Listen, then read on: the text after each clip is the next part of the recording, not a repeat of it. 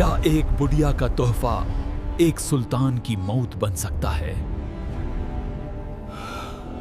अगर एक गरीब खादिम की बस एक छोटी सी गलती उसे मौत के बिल्कुल करीब ले आए और वही गलती उसे तख्त तक पहुंचा दे, तो क्या यह सिर्फ इत्तेफाक है या अल्लाह की लिखी कोई बड़ी तकदीर? देखिए आज की यही कहानी कि आखिर क्या होता है।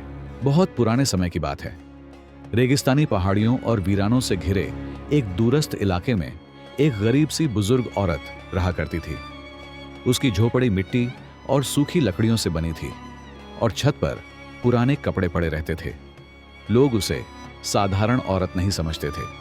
कोई कहता वह सितारों का हाल जानती है, तो कोई उसे वहमों की दुनिया में जीने वाली कहता। एक दिन वह बुजुर्ग औरत सीधी राजनगर के शासक सुल्तान फरमान अजीज के दरबार में जा पहुंची। दरबार में मौजूद दरबारी हैरान रह गए। न किसी ने उसे पहले देखा था, न कोई जानता था कि वह सच में कौन है।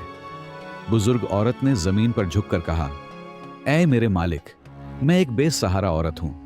अपना पेट भरने के लिए लोगों को रेत देखकर और आसमान के सितारों का हाल बताती हूं, लेकिन लोग मुझे झूठी और जादूगरनी कहकर सताते हैं, मारते पीटते हैं। मैं इन इल्जामों से पाक हूं। आज तेरी पनाह लेने आई हूं। उसकी कांपती आवाज सुनकर सुल्तान फरमान अजीज का दिल पसीज गया। उसने फौरन मुनादी करवाने का हुक्म दिया। आज के बाद जो कोई इस बुजुर्ग औरत को सताएगा उसे सख्त सजा दी जाएगी। कई दिन बीत गए। एक दिन वही बुजुर्ग औरत दोबारा दरबार पहुंची। इस बार उसके हाथ में खजूर की पत्तियों से बनी एक टोकरी थी। सुल्तान ने पूछा, अब फिर किस काम से आई हो? बुजुर्ग औरत ने कहा, जहां अपना आपके एहसान के बदले एक तोहफा लाई हूं। सुल्तान मुस्कुरा दिया। क्या बादशाहों को भी तोहफों की जरूरत होती है? लेकिन बुजुर्ग औरत अड़ी रही। उसने टोकरी आगे रख दी। उसमें एक बेहद बड़ी और चमकदार मछली थी। बुजुर्ग औरत बोली, इसे अपने हाथों से पकाकर खाना, किसी और को मत देना। अगर किसी और ने खा लिया तो जो इल्म और समझ इससे मिलेगी वह बढ़ जाएगी। कहकर वह चली गई। लेकिन जाते जाते एक बात फिर दोहरा गई, मेरी बात याद रखना वरना नुकसान उठाओगे। सुल्तान ने मछली को देखा और सोच में पड़ गया। सुल्तान फरमान अजीज ने उस बड़ी मछली को गौर से देखा। उसका रंग आम मछलियों से अलग था, जैसे चांदी में हल्की सुनहरी झलक हो। कुछ पल सोचने के बाद उसने अपने खास खादिम नूरशाद को बुलाया। नूरशाद बचपन से ही सुल्तान की खिदमत में था, वफादार, मेहनती और खामोश मिजाज। सुल्तान ने सख्त लहजे में कहा, इस मछली को अपने हाथों से पकाओ। ध्यान रहे, अगर इसमें से एक कौर भी चखा तो तुम्हारा सर धड़ से जुदा कर दिया जाएगा। नूरशाद चौंक गया। उसने सोचा, शाही बावर्ची होते हुए यह काम मुझे क्यों दिया गया? मगर हुक्म हुक्म होता है। वह चुपचाप बावर्ची खाने में चला गया। जैसे ही उसने मछली को साफ किया, उसे एहसास हुआ कि यह मछली आम नहीं है। उसकी खाल मुलायम थी और अंदर से हल्की सी रोशनी झलक रही थी। जब मछली को तेल में डाला गया तो ऐसी खुशबू फैली कि पूरा बावर्ची खाना महक उठा। नूरशाद ने बहुत कोशिश की मगर खुद को रोक न सका। उसने मछली का एक बेहद छोटा सा टुकड़ा तोड़कर छक लिया। अचानक उसके कानों में सरगोशियां गूंजने लगीं। वह घबरा गया। उसी वक्त उसने देखा, एक बिल्ली मछली के पास बैठी हुई थी। बिल्ली दूसरे को देखकर बोली, वाह क्या खुशबू है, काश मुझे भी इसका स्वाद मिल जाए। नूरशाद के हाथ कांपने लगे। उसका दिल जोर जोर से धड़कने लगा। यह कैसे मुमकिन है? उसने खुद से कहा, बिल्ली बातें कर रही है। कुछ पल बाद उसे सच्चाई समझ आ गई। बुजुर्ग औरत की बात सच थी। डर के मारे उसने मछली पर मसाले और आटे की मोटी परत चढ़ाई ताकि सुल्तान को कोई शक न हो। खाने का वक्त आया। सुल्तान फरमान अजीज ने मछली बड़े शौक से खाई। हर कौर के साथ उसकी आंखों में चमक बढ़ती गई। खाना खत्म होते ही सुल्तान बोला, नूरशाद, घोड़े तैयार करवाओ, आज जंगल की सैर को निकलते हैं। दोनों घोड़ों पर सवार होकर जंगल की ओर बढ़ चले। हरे भरे पेड़ों और खुली फिजा के बीच अचानक नूरशाद ने अपने घोड़े की आवाज सुनी। घोड़ा दूसरे घोड़े से कह रहा था, कितना सुकून है यहां, अस्तबल में बंद रहकर तो दम घुट जाता था। सुल्तान का घोड़ा बोला, सच कहते हो, मगर अफसोस, अगर मैं जरा भी तेज दौड़ा तो तो ये आदमी नीचे गिरकर मर जाएगा। यह सुनते ही नूरशाद के मुंह से हंसी निकल गई। सुल्तान ने चौंक कर पूछा, किस बात पर हंस रहे हो? नूरशाद घबरा गया। उसने झिझकते हुए कहा, जहां अपना। एक पुरानी बात याद आ गई थी, मगर सुल्तान के दिल में शक बैठ गया। कहीं इसने मछली में से कुछ खा तो नहीं लिया? वह मन ही मन सोचने लगा। महल लौटते ही सुल्तान ने नूरशाद को अपने पास बुलाया। खाने की तैयारी करो और मेरे बिल्कुल पास खड़े रहकर यह पानी का प्याला थामे रहो। नूरशाद खामोशी से खड़ा हो गया। उसी दौरान दो परिंदे उड़ते हुए महल के हाल में आ गए। एक परिंदे की चोंच में सुनहरी बालों की एक लट थी। वह दूसरे से बोला, यह देख, यह बाल उस राजकुमारी का है जिसके बाल सोने जैसे हैं। दूसरा परिंदा वह लट छीनने लगा, मगर वह हाथ से छूटकर जमीन पर गिर पड़ी। ऐसी आवाज आई जैसे सोने का सिक्का गिरा हो। नूरशाद के हाथ से पानी का प्याला छूट गया। सुल्तान की निगाहें सख्त हो गईं। वह गरज कर बोला, अब सच छुपा नहीं सकता, तूने मछली जरूर खाई है। नूरशाद कांपते हुए जमीन पर गिर पड़ा। माफ कर दीजिए जहां अपना, गलती हो गई, शैतान ने बहका दिया। सुल्तान ने तलवार खींच ली। उसी पल उसकी नजर जमीन पर पड़ी सुनहरी लट पर पड़ी। वह रुक गया। लट को उठाकर रोशनी में देखा। वह सूरज की किरणों की तरह चमक रही थी। सुल्तान बोला, अगर तू इस सुनहरी लट की मालिक राजकुमारी को ढूंढ लाया तो तेरी जान बख्श दी जाएगी, वरना तेरा सर महल के दरवाजे पर लटकाया जाएगा। नूरशाद की जिंदगी अब एक नए सफर पर निकल पड़ी थी। नूरशाद लट को दोनों हाथों से थामे खड़ा रहा। उसका बदन कांप रहा था, मगर आंखों में अब डर से ज्यादा मजबूरी थी। सुल्तान फरमान अजीज ने उसे कुछ अशर्फियां दी और एक तेज घोड़ा। आज से तू दरबार का खादिम नहीं, कैदी है, सुल्तान ने कहा। या तो राजकुमारी को ढूंढ लाएगा या फिर कभी वापस नहीं लौटेगा। नूरशाद झुका और बिना कुछ कहे सफर पर निकल पड़ा। दिन बीतते गए। वह वादियों, वीरानों और जंगलों में भटकता रहा। कभी भूख से बेहाल हुआ तो कभी प्यास से होंठ सूख गए। एक रात थककर वह जमीन पर बैठ गया। आंखों से आंसू बह निकले। या रब, उसने कांपती आवाज में कहा, मैंने गुनाह किया है, मगर अब समझ आ गया हूं, अगर इस बार जान बच गई तो कभी किसी की चीज पर हाथ नहीं डालूंगा। उसी वक्त उसने देखा, एक दरख्त के नीचे आग भड़क रही थी। आग धीरे धीरे एक बड़े चींटियों के घोंसले की तरफ बढ़ रही थी। हजारों चींटियां अपनी बच्चियों को मुंह में दबाए इधर उधर भाग रही थीं। नूरशाद फौरन उठा। उसने सूखी टहनियां हटाई, मिट्टी डाली और आग बुझा दी। कुछ ही पलों में आग शांत हो गई। अचानक एक अजीब सी सरगोशी गूंजी। चींटियों की मलिका उसके सामने आई। ऐ इंसान, उसने बारीक आवाज में कहा, तूने हम पर एहसान किया है, याद रखना, वक्त पड़ने पर हम तेरी मदद जरूर करेंगे। नूरशाद हैरान रह गया। वह आगे बढ़ा और कई दिनों के बाद समंदर के किनारे पहुंचा। वहां 3 मछुआरे बैठे थे। ऐ मुसाफिर, उन्होंने पूछा, यहां क्या ढूंढ रहा है? नूरशाद ने सुनहरी लट दिखाई और कहा, मैं उस राजकुमारी को तलाश रहा हूं जिसके बाल सोने जैसे हैं। मछुआरे एक दूसरे को देखकर मुस्कुरा दिए। हम जानते हैं, उन्होंने कहा, हमारी कश्ती पर बैठ जा, हम तुझे उसके पास पहुंचा देंगे। नूरशाद को उम्मीद की किरण दिखाई दी। वह कश्ती में बैठ गया, लेकिन जैसे ही कश्ती समंदर के बीच पहुंची, तीनों मछुआरे उस पर टूट पड़े। उसकी सारी अशर्फियां छीन लीं और उसे समंदर में धक्का दे दिया। नूरशाद डूबने लगा। उसने मौत को सामने देखा। उसी पल एक लकड़ी का तख्ता तैरता हुआ आया। वह उसे पकड़कर किसी तरह किनारे तक पहुंच गया। रेत पर गिरकर वह फूट फूट कर रो पड़ा। मैंने पहाड़, जंगल, दरिया सब पार कर लिए, उसने कहा, मगर किस्मत ने साथ नहीं दिया। तभी आसमान में 2 बड़े बाज दिखाई दिए। वे आपस में लड़ रहे थे। एक बाज जख्मी होकर जमीन पर आ गिरा। नूरशाद दौड़कर उसके पास पहुंचा। बाज ने कमजोर आवाज में कहा, अगर मेरी जान बचाना चाहता है तो सामने वाले टीले पर जा, वहां कुछ जड़ी बूटियां हैं। नूरशाद ने वैसा ही किया। उसने पत्तों का रस निचोड़कर बाज के मुंह में डाल दिया। कुछ ही लम्हों में उसके जख्म भर गए। बाज उड़ने लगा, फिर वापस आकर बोला, तेरा दिल नेक है, अब बता तू क्या ढूंढ रहा है? नूरशाद ने पूरी कहानी सुना दी। बाज ने कहा, जिसे तू ढूंढ रहा है वह समंदर के पार नहीं, चांदी के पर्वत में रहती है। यहां से 2 दिन की दूरी पर उसने चेताया, मगर रास्ता खतरनाक है। नूरशाद की आंखों में फिर से उम्मीद जाग उठी। उसने अल्लाह का शुक्र अदा किया और सफर पर निकल पड़ा। नूरशाद ने चांदी के पर्वत का नाम सुनते ही अपनी थकी हुई आंखें आसमान की ओर उठाईं। या अल्लाह, उसने दिल ही दिल में कहा, अब जो भी हो तेरी मर्जी से होगा। बाज उसके ऊपर ऊपर उड़ता रहा और हर मोड़ पर उसे सुरक्षित रास्ता दिखाता गया। 2 दिन की कठिन यात्रा के बाद नूरशाद एक ऊंचे पर्वत के दामन में पहुंचा। पर्वत की चट्टानें दूर से ही चांदी की तरह चमक रही थीं। ऊपर की ओर देखते ही उसकी आंखें ठहर गईं।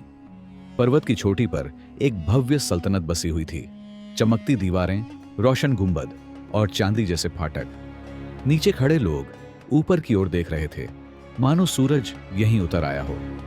नूरशाद ने पास खड़े एक आदमी से पूछा, यह किसकी सल्तनत है? उसने जवाब दिया, यहाँ के बादशाह शहंशाह रहमान ज़ैदी हैं और वहीं रहती हैं राजकुमारी यास्मीरा, जिनके बाल सोने जैसे हैं। नूरशाद का दिल जोर से धड़क उठा। वह सीधे चांदी के दरवाजों वाले महल की ओर बढ़ा। दरबार में दाखिल होकर उसने सिर झुकाया। जहां अपना, उसने अर्ज किया, मैं दूर देश से एक पैगाम लेकर आया हूं। बादशाह रहमान ज़ैदी ने गंभीर निगाहों से उसे देखा। बोलो, उन्होंने कहा। नूरशाद ने हिम्मत जुटाकर कहा, मेरे आका सुल्तान फरमान अजीज आपकी बेटी यास्मीरा से निकाह का रिश्ता चाहते हैं। पूरा दरबार सन्न रह गया। बादशाह कुछ देर चुप रहे, फिर बोले, अब तक जो भी यहां आया वह हमारे पर्वत के चारों ओर रहने वाले खौफनाक कीड़ों का शिकार हुआ। तू जिंदा कैसे पहुंच गया? नूरशाद ने सिर झुकाकर कहा, यह सब रब की मेहरबानी है। बादशाह ने सख्त स्वर में कहा, अगर तू सच्चा है तो एक इम्तिहान देना होगा। दरबार में सन्नाटा छा गया। 3 दिन के भीतर बादशाह बोले, जंगल से सोजमरद के पत्थर ढूंढ कर लाओ, उनमें सुराख करके एक हार बनाओ। अगर कामयाब हुए तो बात आगे बढ़ेगी, नहीं तो तेरा सर तेरे धड़ से जुदा। नूरशाद के कदम लड़खड़ा गए। उसने सोचा, यह कैसे मुमकिन है? जंगल में जहरीले सांप, बिच्छू और भयानक कीड़े हैं। मगर मजबूरी में वह जंगल की ओर बढ़ गया। पहला दिन बीत गया, एक भी पत्थर न मिला। दूसरे दिन उसकी उम्मीद टूटने लगी। शाम होते होते वह थक कर बैठ गया। उसी पल एक बारीक सी आवाज आई, क्या तू वही इंसान नहीं जिसने हमें आग से बचाया था? नूरशाद ने चौंक कर देखा। सामने चींटियों की मल्लिका अपने लश्कर के साथ खड़ी थी। नूरशाद की आंखें भर आईं। उसने सारी कहानी सुना दी। मल्लिका मुस्कुराई। तू चिंता न कर, वह बोली, तेरा एहसान हम पर कर्ज है। हम तेरे लिए सोजमरद ढूंढ लाएंगे। हजारों चींटियां हर दिशा में फैल गईं। जहां कहीं सोजमरद का पत्थर मिला, वे उसे उठाकर लाती रहीं। उनकी बारीक कारीगरी से पत्थरों में सुराख किए गए। तीसरे दिन की सुबह नूरशाद के सामने एक बेहद खूबसूरत हार रखा था। वह रो पड़ा। अल्लाह तेरा शुक्र है, उसने कहा। हार लेकर वह दरबार पहुंचा। बादशाह रहमान ज़ैदी उसे देखते ही खड़े हो गए। मैं मानता हूं, उन्होंने कहा, तू मामूली इंसान नहीं, अब तू मेरी बेटी यास्मीरा के लायक है। उसी रात भव्य दावत रखी गई। उसी रात चांदी के पर्वत की सल्तनत में ऐसी दावत रखी गई जैसी वहां पहले कभी नहीं देखी गई थी। दरबार में अमीर, वजीर, सरदार और दूर दराज से आए मेहमान सजी हुई कतारों में बैठे थे। चांदी के दिए जल रहे थे और हवा में खुशबूदार इत्र की महक तैर रही थी। कुछ ही देर में पर्दे के पीछे से राजकुमारी यास्मीरा प्रकट हुई। उसके बाल सोने की तरह चमक रहे थे, जैसे सूरज की किरणें उसके कंधों पर उतर आई हों। नूरशाद ने जैसे ही उसे देखा, उसकी सांस थम गई। वह इतनी हसीन थी कि देखने वाला कुछ पल के लिए अपनी सुध बुद्ध खो बैठे। यास्मीरा की नजर जब नूरशाद पर पड़ी तो वह हल्की सी मुस्कुरा दी। उस मुस्कान में मासूमियत भी थी और हिम्मत भी। बादशाह रहमान ज़ैदी दरबार में खड़े हुए और बुलंद आवाज में बोले, यह नौजवान दूर देश से आया है। इसने वह कर दिखाया जो न इंसान कर सका और न जिन्न। इसलिए आज से यह मेरी बेटी यास्मीरा के निकाह के लायक है। पूरा दरबार तालियों से गूंज उठा। नूरशाद को लगा जैसे उसे नई जिंदगी मिल गई हो। लेकिन यास्मीरा के दिल में एक सवाल उठ खड़ा हुआ। वह जानती थी कि रिश्ता असल में सुल्तान फरमान अजीज की तरफ से आया है, यह सोच उसके दिल को बेचैन करने लगी। दावत के बाद यास्मीरा ने नूरशाद से अकेले में बात की। तुम इतने खतरे उठाकर यहां तक आए, उसने नरमी से कहा। क्यों? नूरशाद ने सिर झुकाकर जवाब दिया। मैं तो सिर्फ पैगाम लाने वाला खादिम हूं। यास्मीरा हल्की मुस्कान के साथ बोली। इंसान अपने ओहदे से नहीं, अपने अमल से बड़ा होता है। उस रात यास्मीरा देर तक सो न सकी। उसे नूरशाद की बहादुरी, सच्चाई और सादगी बार बार याद आती रही। अगले दिन काफिला राजनगर की ओर रवाना हुआ। रास्ते में यास्मीरा ने धीमी आवाज में कहा, जान लो नूरशाद, अगर तकदीर मुझे किसी और के साथ भी बांध दे, मेरा दिल हमेशा तुम्हारा रहेगा। नूरशाद खामोश रहा, मगर उसका दिल जोर जोर से धड़कने लगा। जब वे राजनगर पहुंचे तो सुल्तान फरमान अजीज यास्मीरा के हुस्न को देखकर हैरान रह गया। लेकिन यास्मीरा के दिल पर एक अजीब बोझ था। सुल्तान खाने पीने में डूबा हुआ और उम्र में काफी आगे था। वह अपने कक्ष में जाकर रो पड़ी। उसने खाना पीना छोड़ दिया। उधर सुल्तान फरमान अजीज ने नूरशाद को बुलाया। बाग से मीठे संगतरे लाकर दो, उसने कहा, लेकिन चुपके से एक सिपाही को इशारा भी कर दिया। रास्ते में इसका काम तमाम कर देना। नूरशाद अनजान था। वह बाग में पहुंचा ही था कि सिपाही ने पीठ में खंजर घोंप दिया। नूरशाद चीखकर जमीन पर गिर पड़ा। महल की बालकनी से यास्मीरा ने यह मंजर देख लिया। उसका दिल दहल गया। वह दौड़ती हुई बाग में पहुंची। अपने पास रखी जादुई पौधे की पत्तियों का रस उसने नूरशाद के होंठों में डाला। अल्लाह के हुक्म से उसके जख्म फौरन भर गए। नूरशाद पहले से भी ज्यादा तेज और मजबूत हो उठा। यास्मीरा ने कहा, चलो नूरशाद, यहां से भाग चलते हैं इस जालिम के चंगुल से। लेकिन तभी सुल्तान अपने लश्कर के साथ सामने आ गया। जैसे ही यास्मीरा और नूरशाद आगे बढ़े, सुल्तान फरमान अजीज अपने हथियारबंद सिपाहियों के साथ उनके सामने आ खड़ा हुआ। उसकी आंखों में हैरत भी थी और गुस्सा भी। यह कैसे मुमकिन है? वह गरजा। मैंने तो तुम्हें मरवा दिया था। यास्मीरा आगे बढ़ी और मजबूत आवाज में बोली, यह अल्लाह की मर्जी है। जिसे वह जिंदगी दे, उसे कोई मार नहीं सकता। सुल्तान की नजर यास्मीरा के हाथ में बची हुई जड़ी बूटियों पर पड़ी। उसकी आंखों में लालच चमक उठा। वह जड़ी बूटी मुझे दे दो, उसने कहा, ताकि मैं भी जवान और ताकतवर हो जाऊं। यास्मीरा ने सख्ती से कहा, मैंने इसका सारा रस नूरशाद को पिला दिया है, अब कुछ भी बाकी नहीं। सुल्तान चीख पड़ा। झूठ! उसने सिपाहियों को हुक्म दिया, मुझे जख्मी करो और वही दवा मुझे पिलाओ। एक सिपाही ने डरते डरते सुल्तान पर तलवार चलाई, लेकिन जब जड़ी बूटियों को निचोड़ा गया तो एक बूंद भी न निकली। सुल्तान जमीन पर गिर पड़ा। वह तड़पता रहा और कुछ ही पलों में उसकी सांसें थम गईं। दरबार में अफरात फरी मच गई। सिपाही नूरशाद की ओर बढ़े। तभी महल की एक बुजुर्ग खादिमा दौड़ती हुई आई। रुको! वह चिल्लाई, यह तुम्हारे नए सुल्तान हैं। सब सन्न रह गए। खादिमा ने कहा, नूरशाद असल में मरहूम सुल्तान का छोटा बेटा है। उसकी मां महल की एक खिदमतगार थी, इसलिए उसके वजूद को छुपा दिया गया।